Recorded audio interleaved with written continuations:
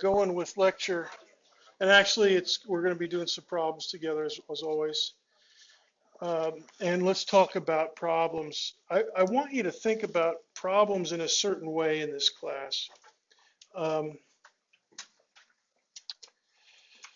There's an infinity, well, not infinity, but there's an enormous number of problems in our book. And on top of that, there's other books that you can look at. And so we can't do all of them, much as you would like to. And I know that just, you all love doing homework, but we can, we got to limit ourselves to certain amounts. And for that reason, we have to limit ourselves to a certain number. So what we're going to do, we're going to work out each problems together in each session and as homework, both places. Especially problems that I consider to be symbols for the chapter or for a part of the chapter. Now, what do I mean by that? A symbol, if you look at the ancient Greek usage of the word, is meant to, the way they used it, and they invented the word, it means to throw together. BOL is where we get the word ballistic. SYM means together. And what they thought of, what they thought? It was like a simple message that stood for the entire body of thought. So kind of like a meme, the text of a meme, I guess. All right. So to represent all the irony and all the goofiness of whatever meme you're trying to put together. You guys know about those, right? A little bit. You've heard it? Yeah. Yeah. So we're going to be working on them as symbols. So they encode most of the chapter or the parts of the chapter, and in this way, it's going to be efficient for you as professional users of scientific information. You're going to be more generalist. If you go to med school, PT school, and stuff like that, you're going to be more generalist than a physicist. Okay. So we're just going to hit these symbols so that you can go back and, if at need, and reteach yourself. Okay, now what was Dr. B saying about this 7 years ago? And then, and that's another reason why it's good to have this free textbook, because you don't have to buy it. By the way, did anybody buy it? I understand you can buy it for like $58 or something like that. No, I mean, did anybody get the PDF of it? There's a PDF. Yeah, there's a PDF, and if you want the PDF or the EPUB, I think they have a free EPUB version that you could put on your Mac. Then, did you get that? No, I was going to say, when I was in your last semester's one, the PDF, I don't think it wasn't the exact like UCF one, so the homework problems were different. Right, and the problem is that they have slightly different numbering on these, but I mean, it's just, the text is the same, and you can kind of understand, once you get the hang of it, which problem is which and stuff. But they have an EPUB. So what Andrew? Daniel. D-A-N instead of A-N-D. Yeah, okay, good. See, I was using the reverse psychology on that. Okay. Anyway, Daniel, so if you get the EPUB, so what you got to do is you got to go to openstacks.org and then select college physics. And then when you do that, you can, that's the mother load, the mothership of the entire textbook. We have a version of it that we use, and I'm annotating it and putting comments in it. But those don't exist at openstacks.org. That's the basic stuff. But it has a link that you can order. You can actually order a print copy. You can get an EPUB. You can get a PDF stuff. I think they have a Kindle version, but I kind of avoid Amazon if I can. But if you like Microsoft and Amazon, I avoid. You have a Windows. Okay, good. But anyways, so you can get it. All right. Um, Also, if you savvy the problems that we do, and something strikes your fancy, you can, of course, read more about it and get other textbooks and stuff. And some of you may decide it's happened, but I know it sounds disgusting, but some physics 2054 students have switched over to physics major. Um, it, no, don't laugh, don't hiccup, don't gasp. Yeah, it happens. As they say on the internet, it happens. So, but you can always read more about it if you take a special interest in it. Not the stuff that the stuff that we're doing right now was discovered back in the 17 and 1800s, but the newer stuff you might take an interest in. All right, I'd like to review homework one, the brain burner number 3, which, I did not look at the stats, but I saw some flailing, at least in the initial attempts. Everybody had a set of 4 attempts. And so let's look at this one. This is the most, although it was multiple choice. So the question is, what is the net force on the target particle X due to the forces from the other 4 neighbors? Right, and the nearest neighbor is that proton D. All right, so there's your target particle, and we want to figure out the net force on that. So let's just review that. First of all, you got to figure out, actually you don't have to do this first of all, but you have to do it. You have to figure out magnitude of the forces, then you got to figure out directions. All right, so it's given that the nearest neighbor force on the electron marked X is 1800 nanonewtons. Okay, that's given. Once you have that, and once you know that everything is evenly spaced, you're golden. You just got to calculate correctly. All right, so the second neighbor force is going to be 1/4 of that in size. Now, I'm not talking directions yet. We'll get to that. But magnitude-wise, 450 nanonewtons. Okay, so if the nearest neighbor is 1800, this one, whatever it is, direction left, direction right, it's 450 nanonewtons. Third neighbor force, that's my abbreviation, 3NF, third neighbor force. Okay, so that's the that's the next electron, electron C. No, this is electron B. All right, the other electron out there to the left. It is 3 times as far away, so it is 1/9 of the size of the nearest neighbor force. So 200 newtons for size. Now direction, we got to work that out. But we have one more neighbor, the 4th neighbor out, that proton way out there. 4 times as far out as the nearest neighbor. So the magnitude is whatever nearest neighbor is divided by 16. All right, because we reviewed that last time, as we talked to the 2 tables in the back directly opposite me on the other side of the room. We decided that if it's twice as far away, you get 1/4 of the force. If it's 3 times as far away, you get 1/9 as much of the force. And it's always, whatever the distance ratio is, you flip-flop it and then square it. So if the distance ratio is 2 to 1, flip-flop of that is 1/2, and then you square it, 1/4. If the distance ratio is 3 to 1, flip-flop it, 1/3, and then square it, 1/9. And that's the size ratio. All right, so that's what we've got here. So 112.5 nanonewtons is 1/16 of 1800. All right, so those are the magnitudes. Now you can do the magnitudes first if you want.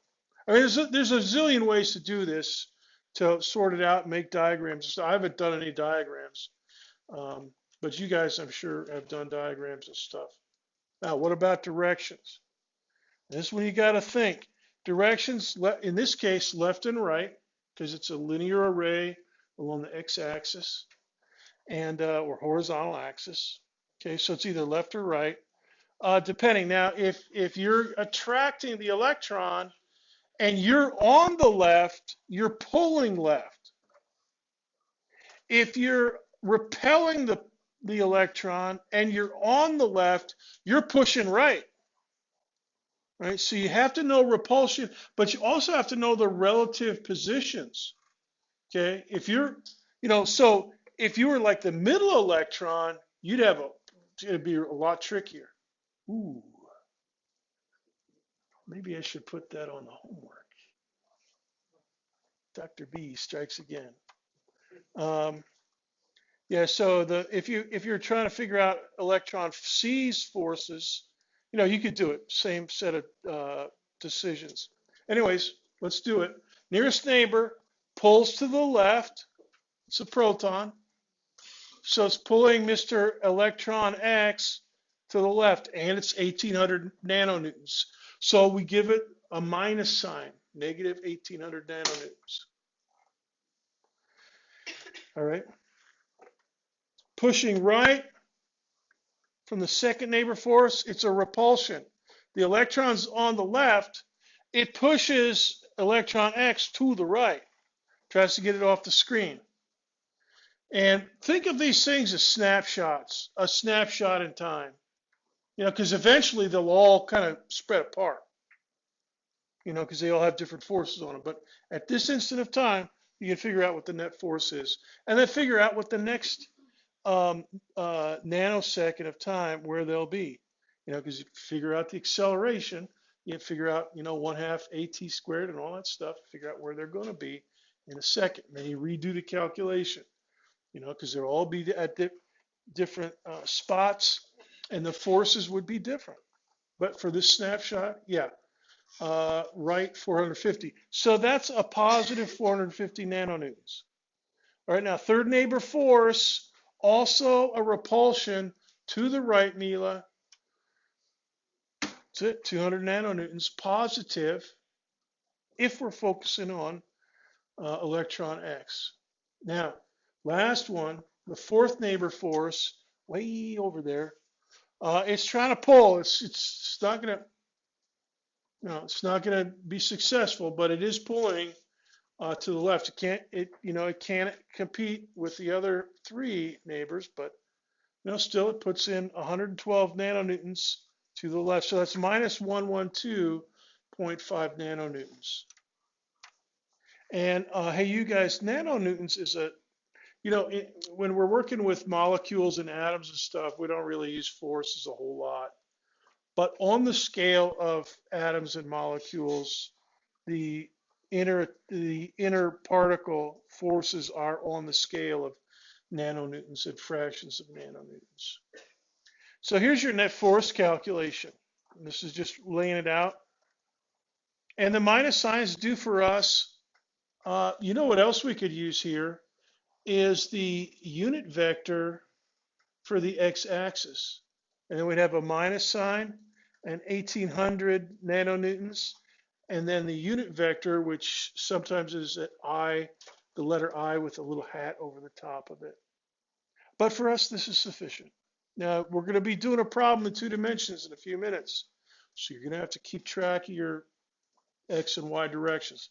But this one, minus signs do perfectly fine for leftward. All right.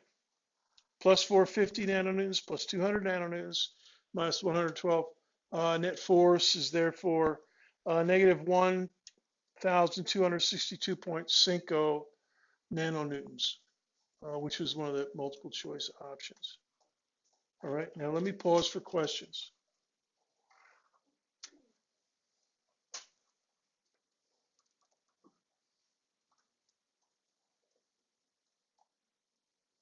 Kara, good? Kara Solomon, good? All right, Danny Scaff, good? Or are you goofing around over there? See, that last semester, Danny was, I'll say it, mischievous a lot. So this is good. But he was in the middle. He was in the middle of the big lecture hall. You see, I know these tricks. get somewhere where the instructor can't give you a rap on the head with an eraser or something like that. He was right in the middle, protected by all of his classmates, but now he's up front. Anyway, so what we're going to do now is some clicking. So hold the power button down. Let me. Okay, so as I said, hold down. We're going to use frequency AB. So hold down the power button until you get a flashing rectangle, and then type AB. Now, if you use your iClicker for another class, just do that with whatever frequency your other instructor's using. All right, and then when you get in here, just and then you'll get a go. Did anybody see the Go Nitro message? Okay, good. All right, it's not eternal. It just flashes for a second, but then you'll see it. Okay, now we're going to do a calculation. This time with a different nearest neighbor interaction. Okay, so take a few minutes, talk with your neighbors, your group, or work it out. See if you can do it again today the way I just explained it a few minutes ago.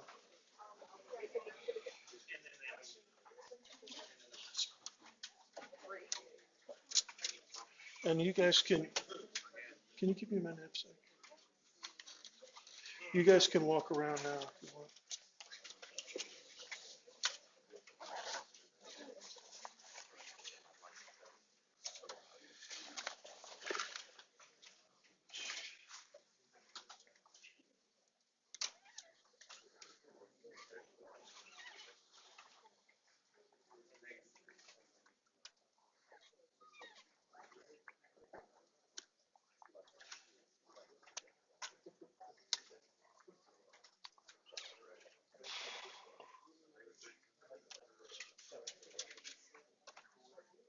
Don't forget your minus signs.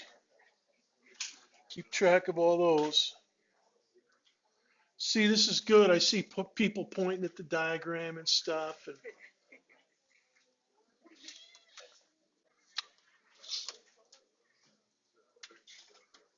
calculating.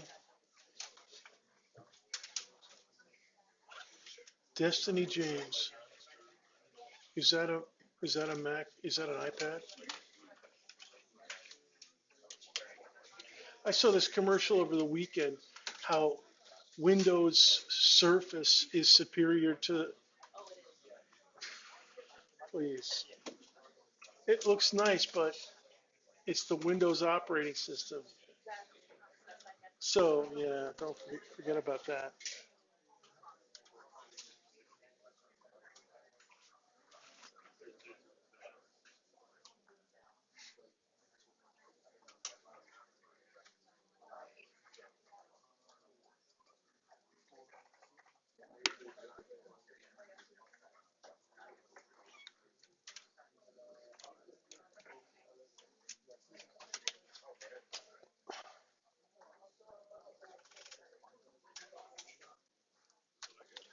Type in your numeric answer to the nearest tenth of a nanonewton, and then make sure to hit the send key.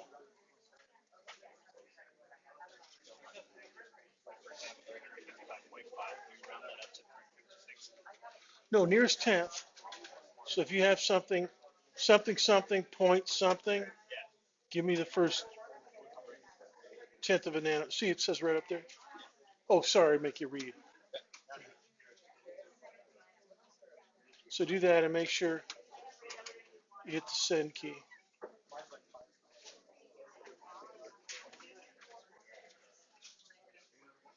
And the minus sign is, I don't know, where's the minus sign? Is it like down, it's down below the zero, I think.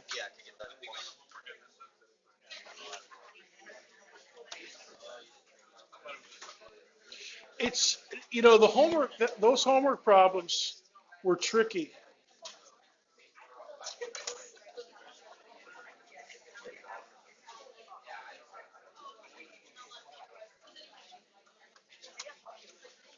Mila,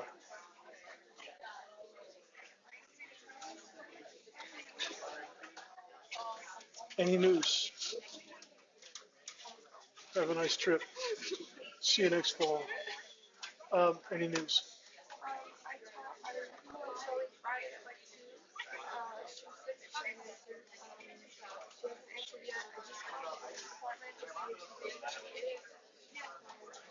Yeah, she's real busy.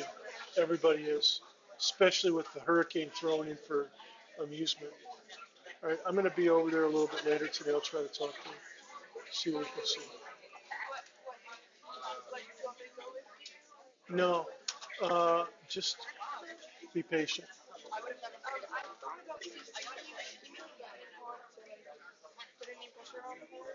Yeah, no, it's all right. That's good. I'll look into it when class is done. Boy, I wish there were. No, I don't think there is.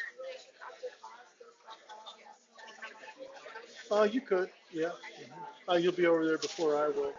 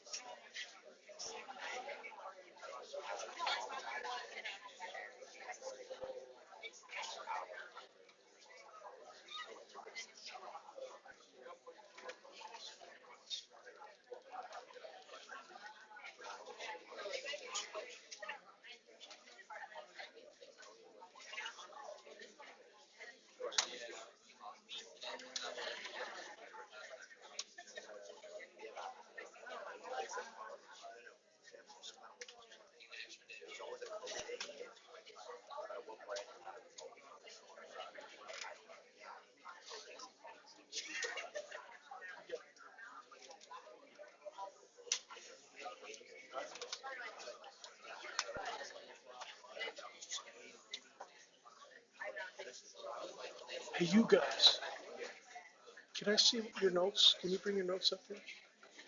Yeah. I just want to see how your calculation went.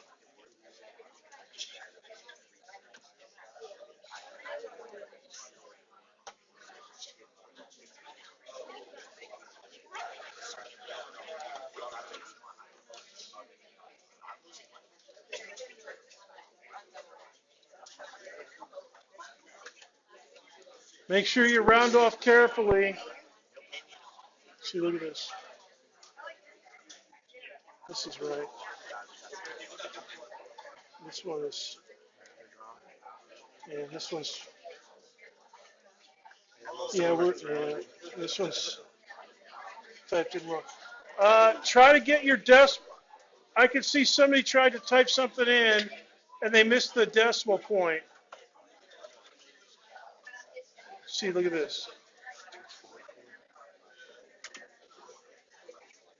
Yeah, so there's a typo, and anyways, a typo. No, that's not a. Yeah, it is. Yeah, yeah. And here's a.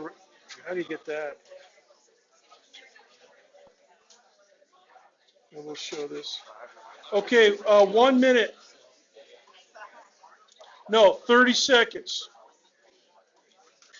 This is the biggest group yet. 86 students. But we still don't. Okay, while I'm doing this and talking about this, can you guys count the number of students? Okay. Get a scrap of paper and write down each table. And just both of you do it. Yeah, go ahead and take that. No, just the count. So then we want to see if there's 99 people here today. Just do that. It'll take just a minute.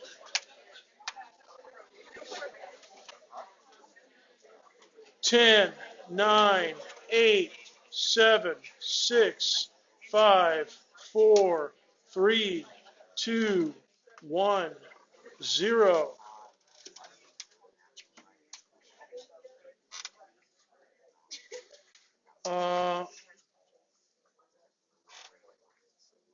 Anybody get that? Raise your hand if you got that. Raise your hand. You know what though? I'm going to show you some. Go ahead and put your hands down. I want to show you some errors here. Let me make this bigger. There we go. Now look at this. The green one is the correct answer. Now this set of 21 students, you're close, but you rounded off incorrectly. Negative 2244.444. You should have gotten repeating fours. You shouldn't round that up to 0.5. It should stay at 0.4. All right, now on a test, you'd be marked down for that. Now look at the next bunch of students. Negative 2244. They didn't go to the to the 10th place. All right. Now, whoa, I don't know what that is.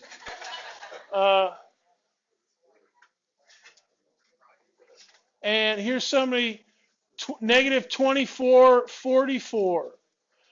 So I don't know, they might have done some kind of a typo there. Here's another one, negative 2245.4. All right, so I can see that you guys are all in the, you're barking up the right tree, but, and most of you did get the squirrel up here, 68% of you.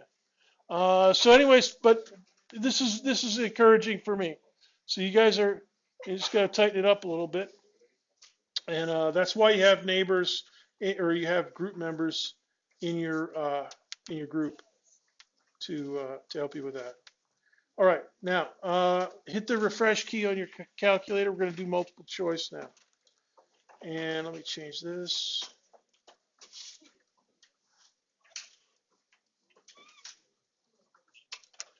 All right, here's your multiple choice question. Read very carefully. Always read carefully.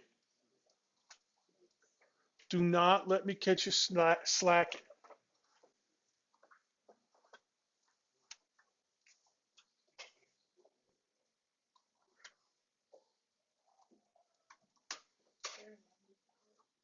Hmm? 95?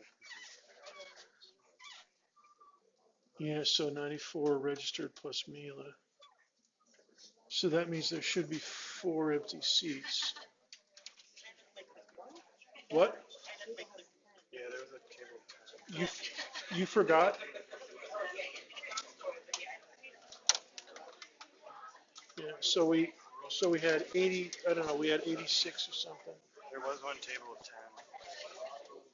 10. Yeah. These guys back here? These guys over here? All right.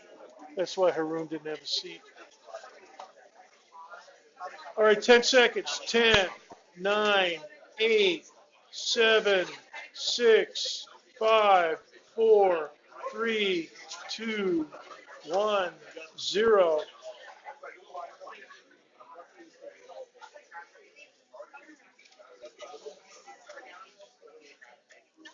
Yeah. Um, uh, we're losing time. Make sure you get ready to listen again. 96% of you got that one correct, so that's good. Let's try another one. Now this one you have to have done the reading.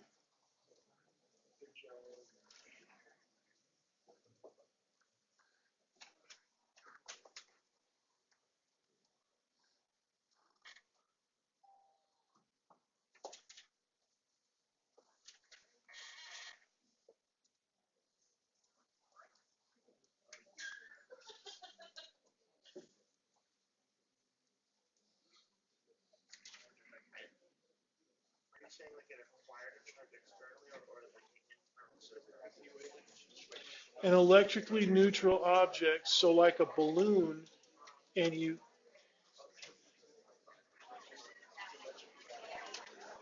or any other way of acquiring charge. But it's a net electric charge.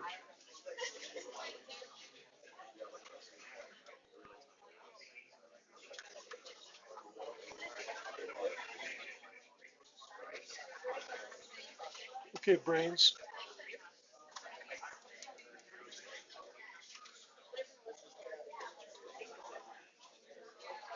$20 starting right now.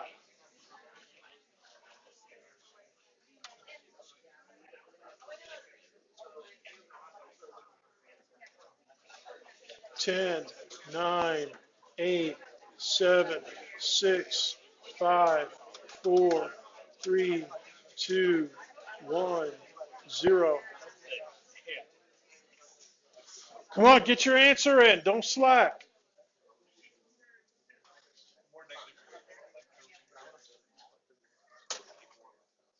Hit the refresh key and type your answer in, A, B, C, D, or E. Get it in. Okay. Somebody just missed that question. Yeah, this is the answer. If now the now I want to talk about this for a minute. If the object, like this blob of jello, green jello, or whatever the object is, if it acquires a positive charge, that doesn't mean usually it doesn't mean that it's nabbed a bunch of extra protons. Because in charging, it's usually the electrons that move from point A to point B. If it's negative, if the blob of green jello gets a net negative charge, that means it's got a few extra electrons. So theoretically, its mass is increased. But if it's positive, it's lost a few electrons, and therefore its mass is a little bit less. All right, so that's why this one's right, or this one is correct.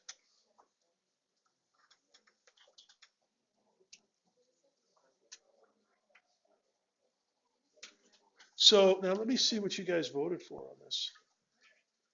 Oh, look at this. See, now this is good. This is good that I went over this because your answers show me that there's a spread in the number of ideas here. And so it's good. We did go over it. That's good. I can't get this thing to. All right. Now let's keep going. The process of this is polarization.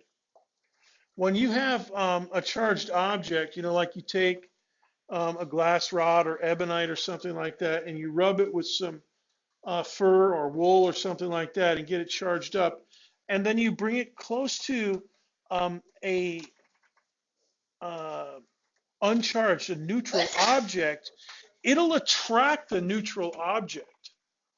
And we'll do a demonstration of that on Wednesday. Oh, by the way, you know what? I think we're going to, Ray Ramotar, the lab manager, says that we will be able to use the Van de Graaff generator this week. So we'll try that on Wednesday too. But you can actually charge something up, and then if something's completely neutral, it's grounded, and then you take it off, the grounding, you disconnect the grounding wire, you can actually pull that neutral object towards you because the molecules, especially near the surface, will reorient themselves. The positive end will swing around to the outside like this, and then the positives will be a little bit closer to the negative ebonite rod you've got, and so they'll have a net force out towards the rod. And the negatives, they'll be a little bit further away. They're getting a repulsive force back away from the rod, but they're further away, so it's not as many newtons, right? So the net force here is to the left. By the way, let me go back to, let me see if I can do something here.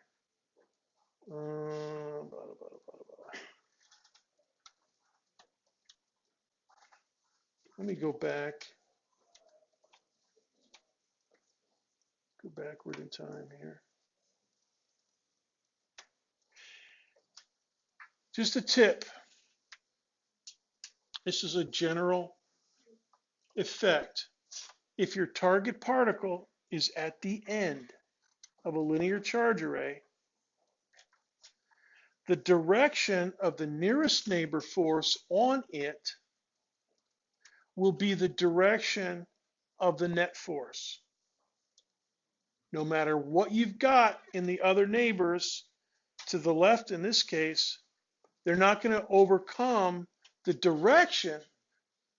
They'll change the magnitude, but so you don't get a full nearest neighbor's force, but you're going to get the direction of the nearest neighbor's force. It'll overwhelm. It's never going to have less, and that's if they're equally spaced. Now, in a real atom, a real molecule, you don't have equal spacing all the time, but in crystals you do. That's what crystals are. Regular ordered spacing. Now, if you're the proton at the left, the nearest neighbor force is to the right. So the proton's net force, however many nanonewtons it is, it's going to be to the right. Now, once you're in the interior electrons and protons, then you just got to figure it out. But if you're at the end, it's kind of cinchy, at least for direction. And that's a way to check your result. Okay. So, all right, now let's keep going back to this. Okay, we just went through these questions. Green jello. All right, now I want to make some comments on chapter 18. Here's a picture of the atom. Very big. This is like the oldest fashioned picture of the atom there is. No, it's not the oldest, but it's nearly the oldest. Electrons whizzing around. The electrons aren't even blue. Look at that. That's like I don't even know what that is, but it's a diagram. Electrons buzzing around like little planets. Atoms, electrons, etc. is the modern view of charges, but the early scientists like Benjamin Franklin and Michael Faraday, they figured out, Faraday figured out an enormous amount of the electromagnetic interaction, the magnetic part, the electrical part. They didn't know anything about atoms or molecules. That was something that was developed in the day of Faraday. It was being developed by the chemists. They're the ones that started thinking in terms of molecules, and proportions, like H2O, 2 hydrogens and 1 oxygen, and the masses and stuff. Chemists are the ones that were twigging to that. But these other guys didn't know. So, but we now think in terms of electrons, protons, and neutrons and stuff, and those were verified in the early 1900s. And well, what we'll see in later chapters, hopefully, that protons and neutrons, the quarks that are their constituent particles, come in different flavors and colors and stuff. It's pretty cool actually. And the quarks are what we call the source of the strong nuclear force. So our experiments over the years have revealed that charge is quantized. So now Michael Faraday, Benjamin Franklin, they were dealing with huge numbers of electrons. And so they didn't even know that the electrons existed. So they just, they made this metric unit called the Coulomb after Charles Coulomb, who kind of figured out the electromagnetic interaction. And side note for your notes, a Coulomb of electricity is 1 second of the charges moving through a wire if the current is 1 amp, 1 ampere. 1 ampere of current is 1 Coulomb per second through the wire, or past a point in the wire. All right. And so the fundamental unit is actually the ampere, and 1 ampere second is equal to 1 Coulomb. And so now the reason I bring that up, a Coulomb is a normal human-sized amount of charge. In that, in our houses, your apartments, wherever you see electrical work, you go to the breaker box and you'll see circuit breakers that are rated for, like 20 amps, of current. If there's a current, if somebody has a lightning bolt nearby and there's a power surge and there's a surge of current above 20 amps, then the circuit breaks. Or a fuse in your car. A lot of people have fuses in their cars. And the fuse is rated for a certain number of amps. All right.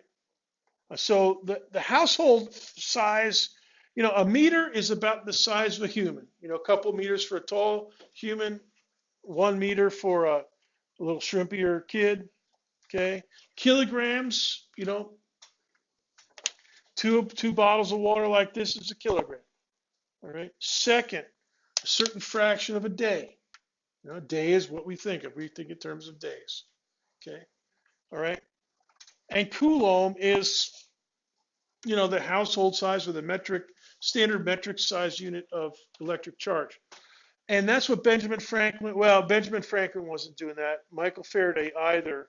But soon after Michael Faraday, when they developed the metric system, coulomb was the unit of charge that they were talking about.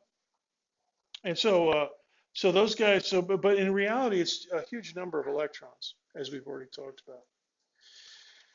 And as you can see in the reading, if you do the readings and look at my annotations. Now, the nature of the interaction. Here's a couple objects. A positive and negative attract. Two negatives repel. Two positives repel. A body that loses electrons has an excess of positive charge.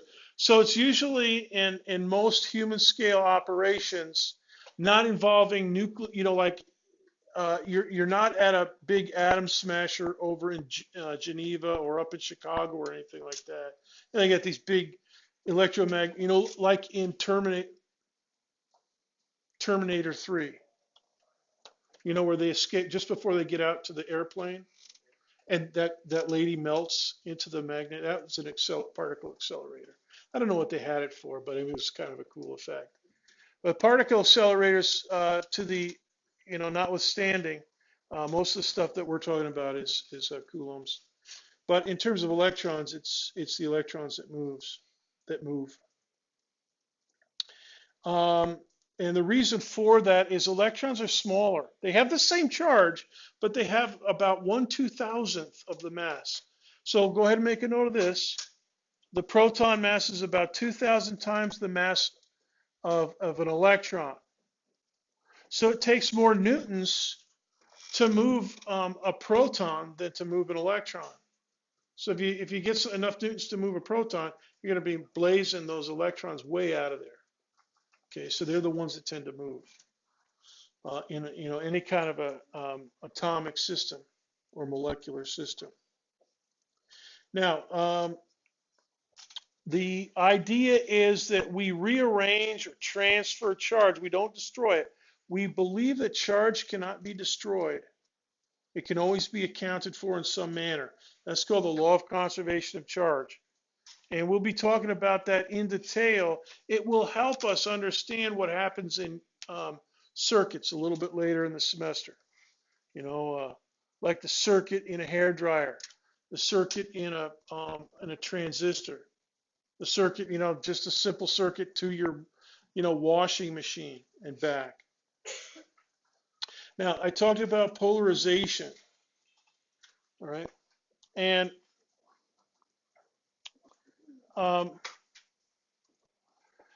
there's a good description of, forget that first diagram, good description of electrical conductions. It's the valence, remember that? Valence electrons from chemistry class? Okay. Those are the ones that are easily moved, easily stealable. So if you have something that's oxidized, it's losing at least one of the valence electrons usually. All right. So chemistry-wise, that's what happens.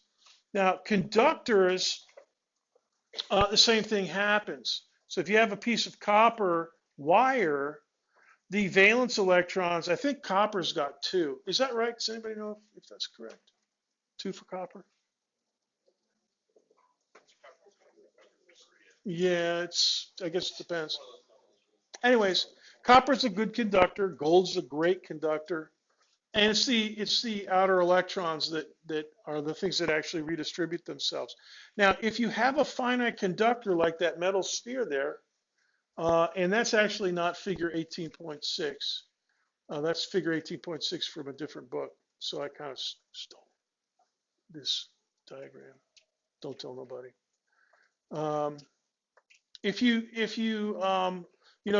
charge up your ebonite rod or whatever rod you have, and you charge up, you dump a few electrons onto that metal sphere. What they're going to do, they're going to repel each other, and because it's a conductor, they'll re-equilibrate, right? And they'll redistribute themselves so that the net force on each electron is zero or pretty close to zero, right? So they'll just be evenly distributed.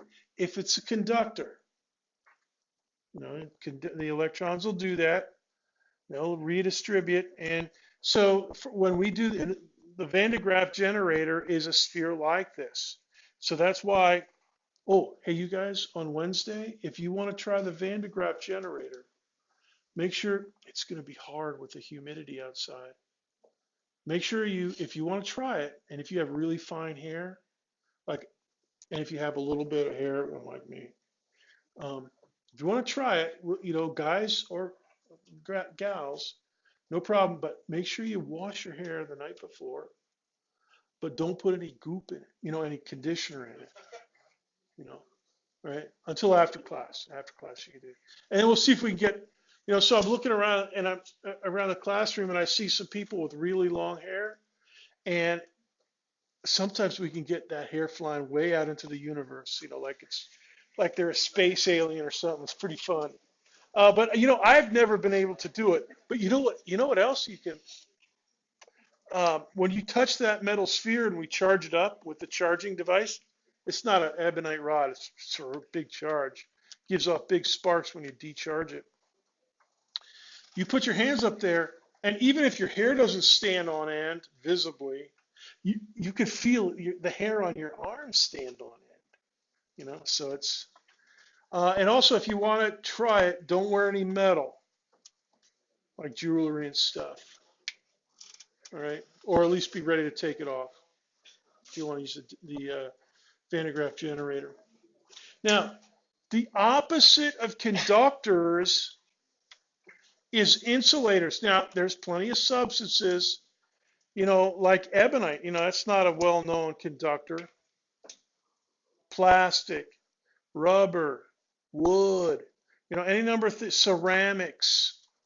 They're not, the molecules in most ceramics are not glass. They're not set up to have a lot of conduction electrons. So if you deposit some electrons into your conductor, they'll pretty much stay where they were, where they're deposited. If you steal some by friction, if you steal some electrons from a conductor, then the positive area will pretty much, you're going to leave behind a positive area, okay, because you've stolen some electrons, and you've charged up, like the ebonite rod, you've charged up. It's got the electrons, and the thing that you charge it up with is missing electrons, and so there's a positive area on that insulator, and so that insulator, it'll just stay positive there, and eventually, it'll re-neutralize the stuff especially if it's grounded, but they won't move around. Okay, they'll pretty much stay wherever they are or wherever they were stolen from. All right, so that's just kind of some stuff from chapter 18. Now, I want to do some calculations with you, and this time we will be using Coulomb's constant. So go ahead and write this down. 9 times 10 to the 9. This is close enough for government work. I think it's like 8.99 something if you write it down with precision. And that's Newton meters squared per Coulomb squared. So you're in the force law, the coulombs to the second power are in the numerator with K. So this constant cancels out coulombs in the numerator. It also cancels out meters, square meters, in the denominator, and that's where the distance squared is. All right, so this is the stuff, And it's a conversion factor. And actually, Coulomb's constant is actually it's actually related to black holes. Did you know that a spherical black hole, if just a bunch of mass that's smushed down to below the gravitational uh, limit, if you put one single electron on that, you make a charged black hole, the entire geometry of space-time changes just because there's an electrical charge on it. And it's profound, for the effects it gives to space-time. So this is actually just like Newton's constant. K is also important. And of course, Planck's constant. Forget about it. It's very important. All right, here we go. Read our protons. Oh, and you know what else we need? Um, can you write down the charge of an electron and proton up here on the board? Use a big marker. Here, use one of these. 1.602 times 10 to the minus 19. Write it big.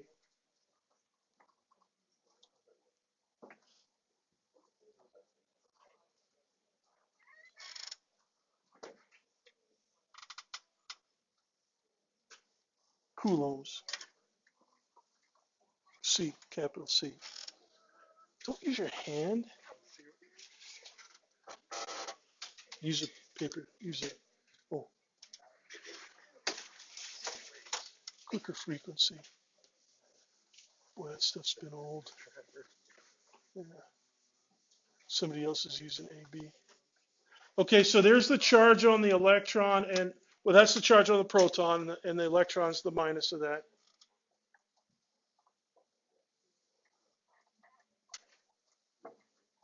All right, so go ahead and calculate. Now this one, you're going to have to use some Pythagorean theorem.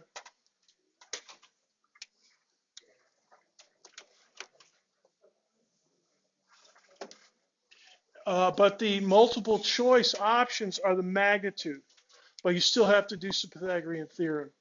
So just work on that, and you guys can stroll around and supervise.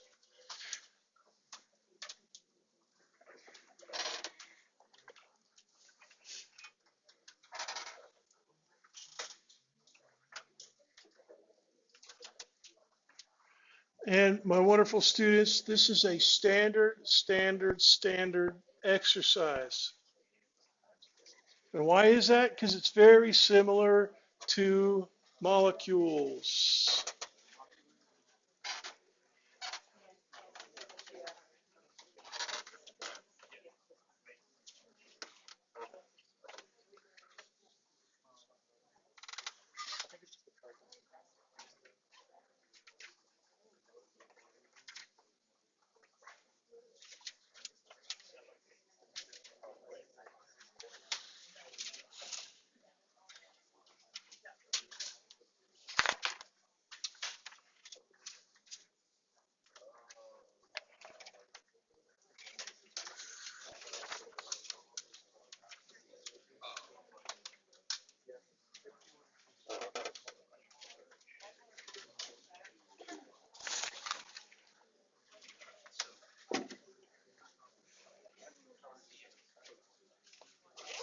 Yeah, that's the charge of the proton.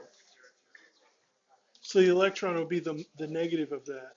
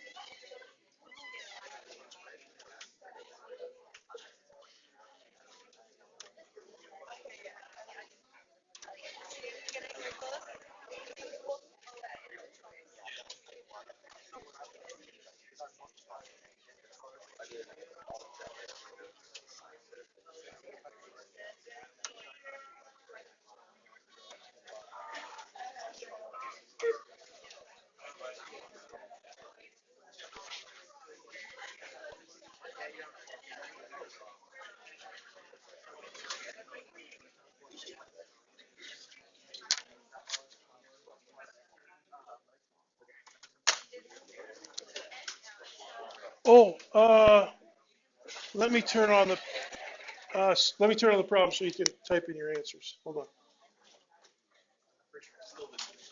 Yeah, it's oh no, this is multiple choice. Okay, go ahead and type in your answers, or do it again just for safety.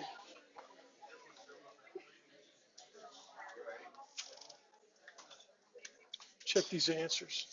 How are they doing? How are they doing? I've got this. I just worked it out myself. So that's good.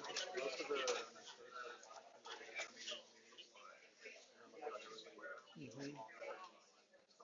This is good.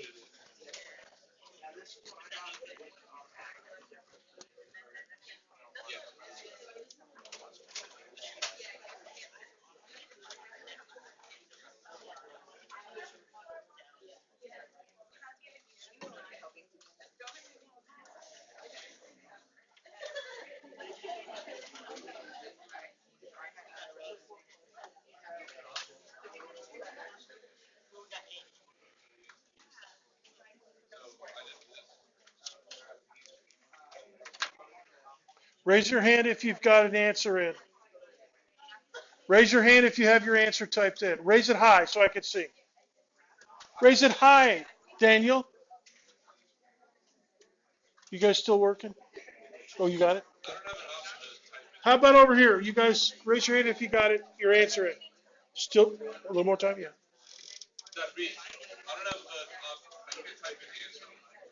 Hit refresh. Uh, bring it up here. Let me take a look.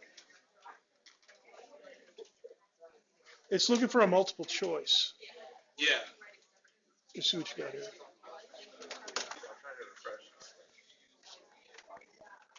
All right, let's turn it off.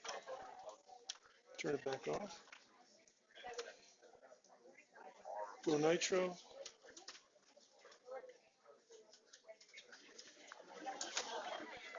All right, type stuff in. Okay, yeah. So just whatever choice you want. Yeah, closest one.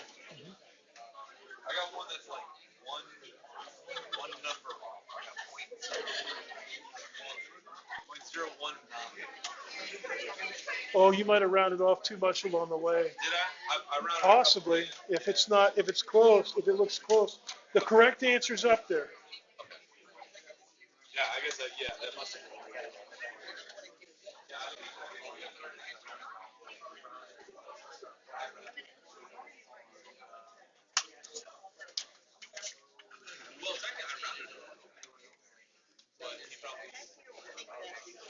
Yeah, I used a bunch of digits. I used 5.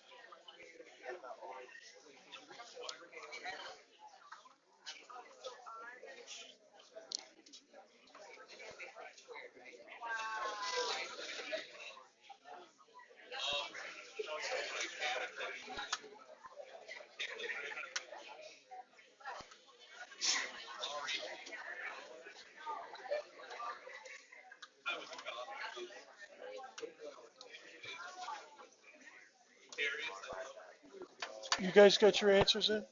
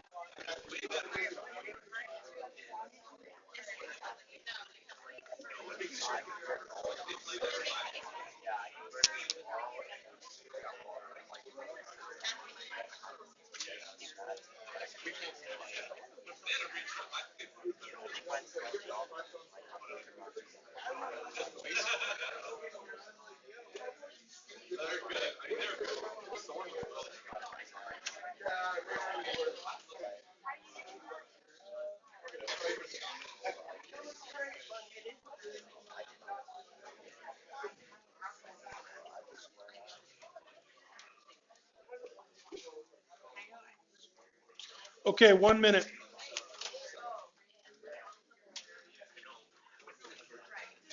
Krishna. Chris, you guys done? No, you're doing multiple choice. Hit the refresh key, and it'll let you do a multiple choice. A, B, C, D, or E. How do they look? They're all getting confused at first because they're all getting diagram for distance and they don't know where to go. The distances here are easy.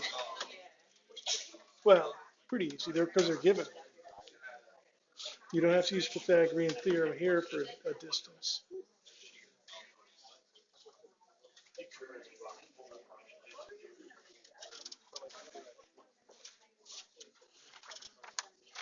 People were confused with the units too.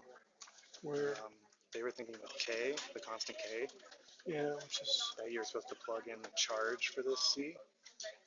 no, that's in That's the E just squared. So Yeah. they had like some weird fraction in there. And Yeah. no, that's just the units. You just All right, leave I'll it. go over that with. Good, thank you for telling me that. Good. Okay, 15 seconds.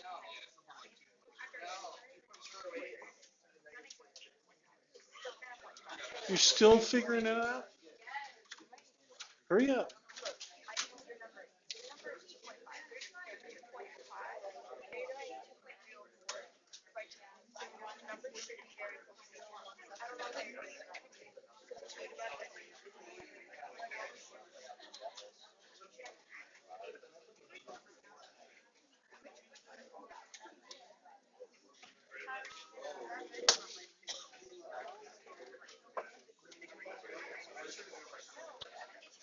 All right, starting now, 15 seconds starting now.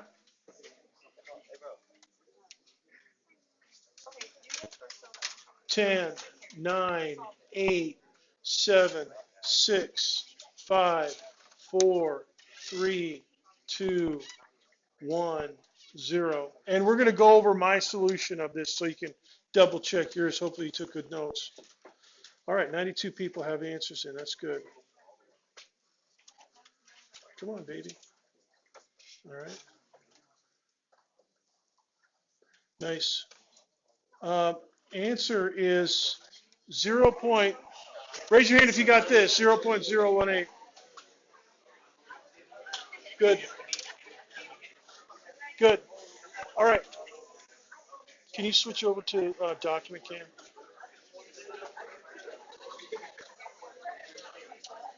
Oh, actually, wait a minute. Switch back. Oh, no, no, no. Keep it on document cam. Okay. Here's my solution.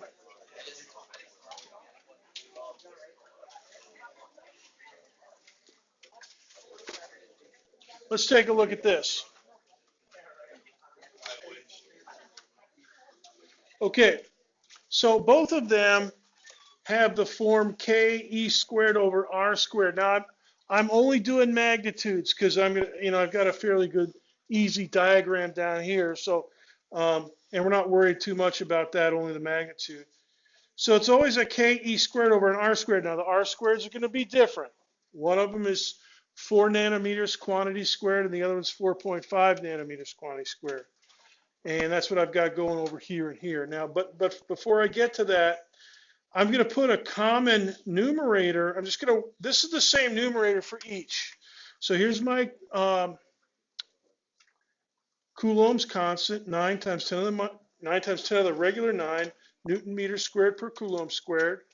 And so you just write it in there. Sorry, I missed that. Okay, I'll say it again. Yeah, so 9 times 10 to the 9, Newton meters squared per Coulomb squared in parentheses. That's good. That's what we got to do. Now here's my E squared. So that's this jazz up here on the marker board in front, 1.602 times 10 to the minus 19 coulombs, and it's quantity squared. So I put my coulomb squared out here. All right. But my numeric part, 1.602 times 10 to the minus 19 quantity squared, is in here. Now again, I'm not putting in minus sign. Sometimes you do want to put in minus signs for electrons, but here I'm kind of ignoring that, and I'm just going to, because I know the directions, and that's all the minus signs are going to tell me. So that 1.602, that's going to be 2 point something times 10 to the minus 38 coulomb squared. And then in front of that, I've got 9 times 10 to the regular 9. So my numerator is going to be about 10 to the minus 19, 10 to the minus, or 10 to the minus 29, 10 to the minus 28 or so. And so you got to think about these things when you're calculating, right? Because, if you make a mistake with your calculator, so here's my calculator. All right, you make a mistake with your calculator and you come up with 10 to the 22, then you say, oh, better recalculate. And when you do, you come up with 2.3098 times 10 to the minus 28 Newton meter squared. Now notice in my numerator here, I've canceled out my Coulomb squared, which I can do. I write them in here at least once explicitly in the denominator of the Coulomb constant, and right here next to my E squared term. Okay, and then I cancel them out. Now I haven't done anything here with the D squared yet, but I do have my numerator squared away. So that makes things a little bit easier because it's going to say numerator. And notice that I kept 5 significant figures. And the reason I did that is so that when I round off to 2 significant figures, which is all I can do on this problem, I won't round off too fast. And because that can, if you round off at this stage, you can introduce some round off error. All right, so all my forces are going to have this form right here, but they're going to have different D squareds down here. Let's get that done now. Here's F1, a little bit further away, 4.5. And hey, you guys, nanometer, don't forget to convert to nanometers. That's 10 to the minus 9 meters. Good. And then quantity squared. So this is going to be about, I don't know, 17 times 10 to the minus 18 in the square meters in the denominator. All right. So that's going to help out with this 10 to the minus 28 up here in the numerator, because 10 to the minus 18 in the denominator is like 10 to the regular 18 in the numerator. Right. So that's going to cut down on all these huge powers of 10. Now over here for F2, I do the same thing. This one's even easier, 16 times 10 to the minus 18 square meters. And that's what I've got down here. Now this is 16 times 10 to the minus 18 converted to 1.6 times 10 to the minus 17, scientific notation. And here's my other term, 2.025 times 10 to the minus 7. Now I haven't done any cancellations, but you can see it here. I can now cancel meters squared. And I could have done it earlier if I wanted to, but here it is. It's still good here. Okay, so eventually I'm going to go like this, ching, and right here, ching. All right. Now all I have is newtons. All right, and I've got 10 to the minus 17 on the bottom and a 10 to the minus 20. So I've got something like 10 to the minus 11 newtons. So that's a fraction of a nanonewton, because a nanonewton is 10 to the minus 9 newtons. All right, so here's my newtonage, my force, 1.41, and this is just, the result from your calculator, 1.4, you divide these two numbers by each other, 1.141 times 10 to the minus 11, times 10 to the minus 11 newtons, and then move the decimal place 2 points to the left, and that's how many nanonewtons I've got. Same thing over here for F2, and then I just go to my right triangle down here, so here's my downward force, here's my rightward force, and I figured out the inverse tangent of 0.01 0.141 over 0.01444, 38.3 degrees, and then I figured out the hypotenuse F net. So that's over here. That's the cinchy part. And then I rounded off to two significant figures, 0.018. Any questions about that? You want me to review? Yes.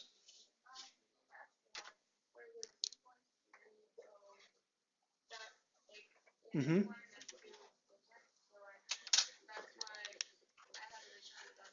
Oh, yeah, well, it's whatever this one is, 2.30. Yeah, this one's, I was using it on my, I wrote it down wrong, but I had it in my, I stored it in one of my memories, so I was using the same number. Okay, so thank you for pointing that out. Ooh, good eyes. Do not let Dr. B catch you napping. Another question.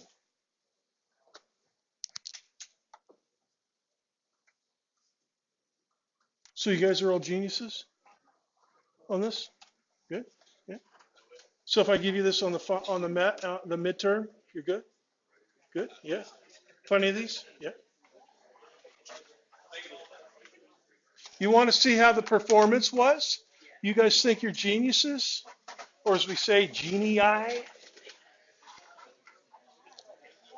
Let's switch over to the.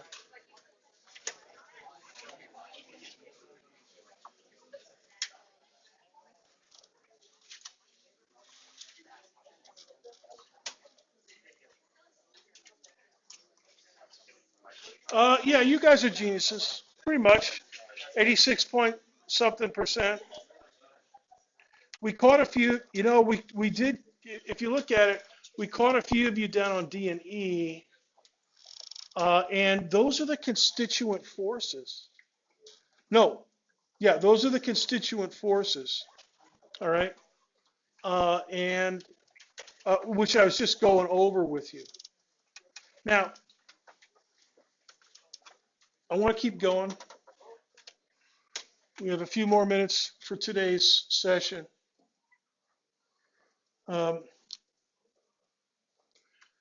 Here's a different variation on the left. What if you have a proton over there? You're going to have same size force, but off to the northwest. And the reason it's the same size force, the numerator is the same. It's still KE squared up there. But so the magnitudes are all the same. The distances are the same. All right. So everything's the same except for the directions. So you're going to get something to the northwest. But here's a problem that I want you to think about.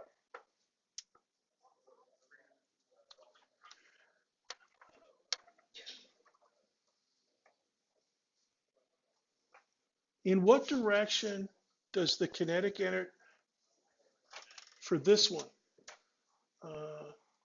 for the first configuration on the right? Here's your electron. In what direction is it going to accelerate? Southeast. It's good in the direction of the net force. All right. So that means relative to its initial point, it's going to have greater kinetic energy toward the southeast, correct? Right? I mean, if it starts at rest, it'll just go to the southwest, at least to start.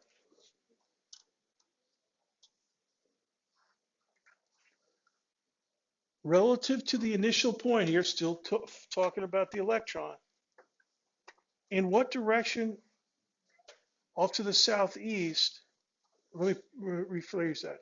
Relative to the electron, the initial point there, going in, 38.3 degrees to the southeast, is the electrostatic potential energy increasing in that direction or decreasing? It's getting faster. It's accelerating to the southeast, at least to start. It's acquiring more velocity. Therefore, it's acquiring more kinetic energy. So it's decrease. So in the southeast direction, the potential energy is decreasing. Now, potential energy is what we do all of quantum mechanics with. Now we have a fancy formalism for doing quantum field theory and quantum mechanics, and it involves, you got to know your potential energy function. But now here's the kicker. If you go over here to the second configuration, Ishmael, Sir Ishmael the first, the proton here in the southeast direction, if you flick it, you take your finger, you go beep, you give it a little kick in the same southeast direction, what's going to happen to it? It's gonna slow down. First, it's gonna slow down. It's gonna lose because it doesn't want to go there. It wants to go to the northwest, the opposite direction. So for the first few nanometers or so, it's gonna slow down if you kick it to the southeast. So that's the direction of less kinetic energy, more potential energy. But for the electron, that was the direction of less potential energy. Now, where's the direction of less potential energy relative to this initial position of the proton at the corner? It's going to be off to the northwest at 38.3 degrees, right? And here's another thing.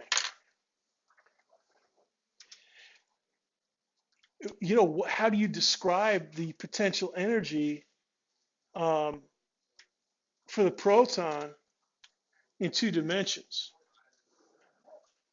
Because you got two. It's not like, the potential energy around the surface of the Earth, at the surface of the Earth, potential energy is just mgh, mgy, minus mgy, if you're in the y coordinate system.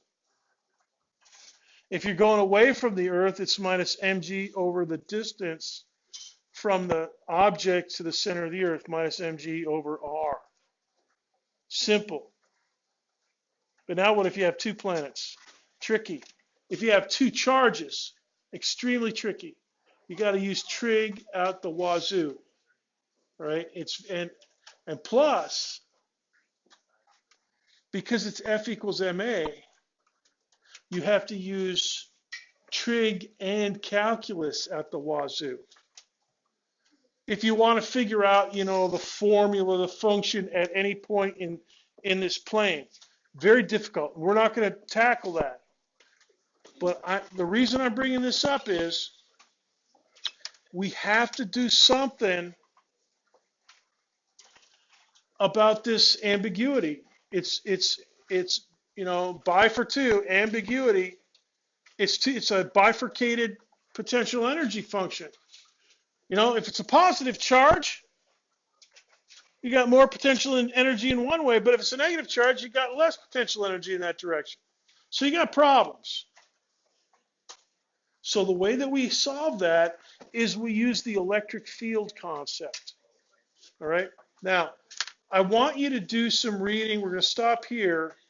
And I'm not going to assign you any problems. Well, I'll give you a list of problems tonight or maybe tomorrow morning. But I want you to read about the electric field in chapter 18 and just go and start going into chapter 19. All right? Because we're going to talk about how to apply the electric field. This will handle the ambiguity. All right, you're dismissed. I'll see you on Wednesday.